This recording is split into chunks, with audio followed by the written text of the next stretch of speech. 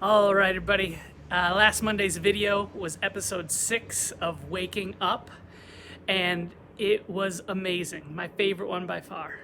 But it ended up being more than an hour.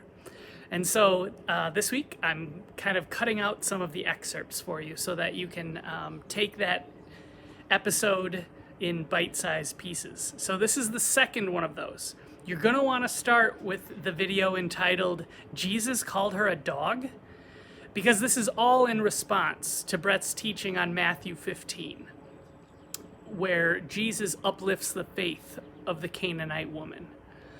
And in this video, the second one here, we hear from women how they feel often like a dog under the table. And we're not just talking out there in culture, out there in the world. This is specifically talking about being in leadership positions in church. So listen up close and let's get some truth.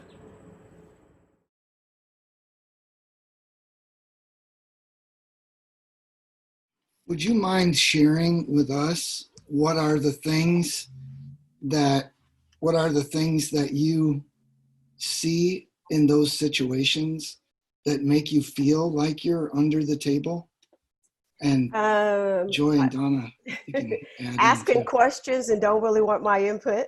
Or I'll give my input and they'll totally go around it and talk to someone else, and they may say the same thing I'm saying and acknowledge what they've said but have not acknowledged what I've said. I've had people say to me when I'm sitting in the room things like, you're too young, so you probably don't understand what's going on. Well, I'm young, but I'm not as young as everybody thinks I am.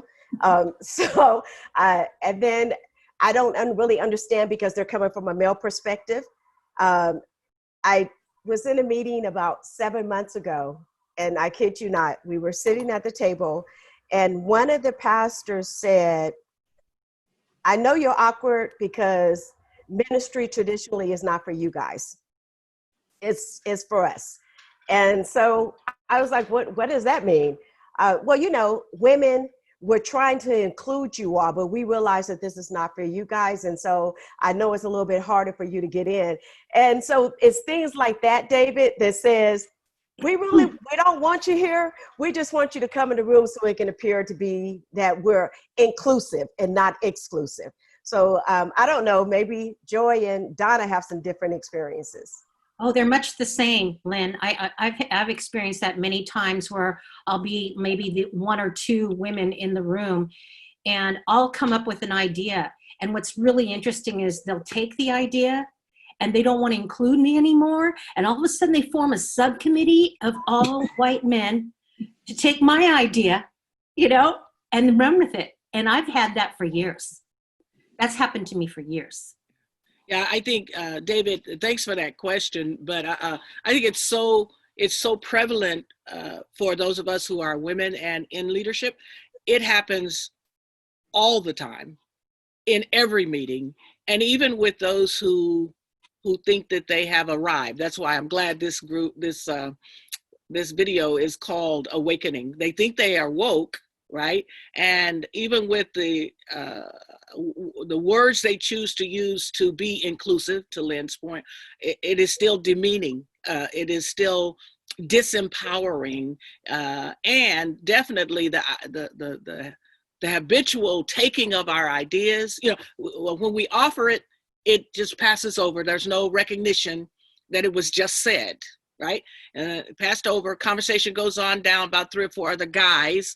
And then the fourth guy comes back with exactly what the woman just said. And I'm left to stand there and say, now, I don't know which language I was speaking, because, I must be multilingual, but I don't know what I was speaking when I said that just 15 minutes ago. But, and also to Lynn's point, I think that we have women in leadership who have remained in leadership have developed a certain level of resilience that it doesn't matter who gets the credit. We're part of this team to try to solve problems, right? And we wouldn't be in leadership except we wanted to solve problems. So it's not that we call them on it. It's like, okay, y'all finally got it once the third guy said it, and now we can move forward, because else we're wasting time.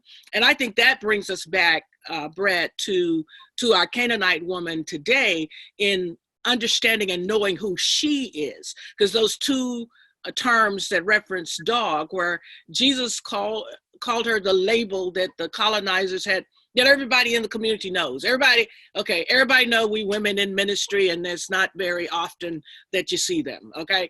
But Jesus was calling her the street dog. But she, in fact, knows that she is the pet. You know what I mean? I in fact know, and I think that's what makes for the successful women in ministry, women in leadership. The resilient women in leadership know who we are, and we know we have a contribution to make. We know, all right? And so that's the calling myself what I really am, in an elevated role. Maybe I'm still underneath the table. Maybe I'm still in that particular place in the room, but I understand my contribution. I understand what I bring to this table. And I think that's what she's, and I would say that's a call or a directive to anybody watching who's saying, I don't know if I'm cut out for this. The thing that cuts you out for this is knowing who you are, always knowing who you are, and never backing away from that. Whatever people call you, right? There are those who call us that we're trying to be men, we're trying to take over, we're trying to drive. We're not trying to do any of that stuff. We have been called to this place. We have been equipped to do what we do, to bring the issues into the room that are about human beings. Jesus was saying, stop looking at the politics of the temple, which have clean and unclean, defiled and undefiled. Stop looking at that and look at the humanity and the needs of human beings. That's what the woman brings into the room. That's what we are equipped and shaped to always bring into every room. And we got to know that.